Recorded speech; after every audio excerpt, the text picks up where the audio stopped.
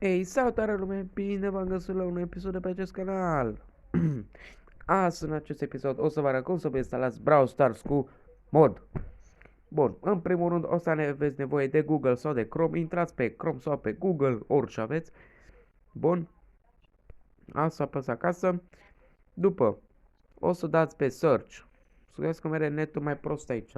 Bun, după o să dați pe search și o să scrieți Happy... Oh! Bun, și după o să scrieți Happy Mod și va apare aici happymod.com.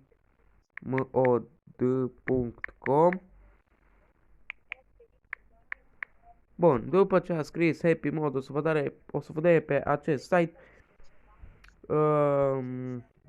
O să dați pe download și după o să vă apară chestia asta de aici și o să dați voi pe descarcă. Eu nu mai dau pe descarcă pentru că mi este instalată. După ce ați descărcat-o, instalați cu totul în telefon.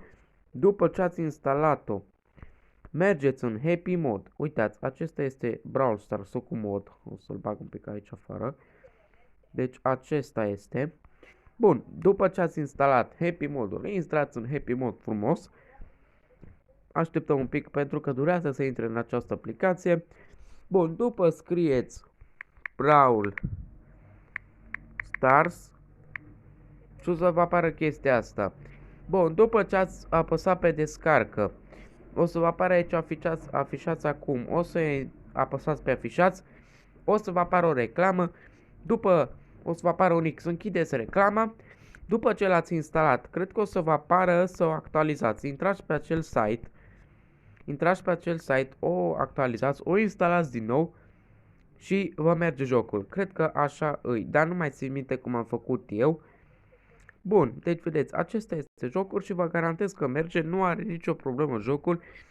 Nu este lag și vedeți că serverul este privat. O să sunetul mai încet. Serverul este privat, este serverul vostru, nu-l poate vedea nimeni. Bun, și acum aveți mii de gemuri. Banii ăștia nu o să aveți cât am eu. O să aveți doar 20.000, adică nu 2000, 20.000.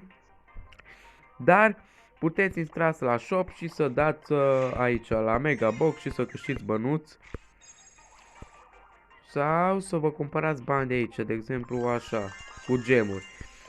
După ce ați ieșit din joc și ați intrat înapoi, gemurile o să vă crească înapoi, o să fie cum a fost înainte. Trofee nu aveți pe jocul ăsta, o să fie gold trofeere. Și bun, sper că v-a plăcut.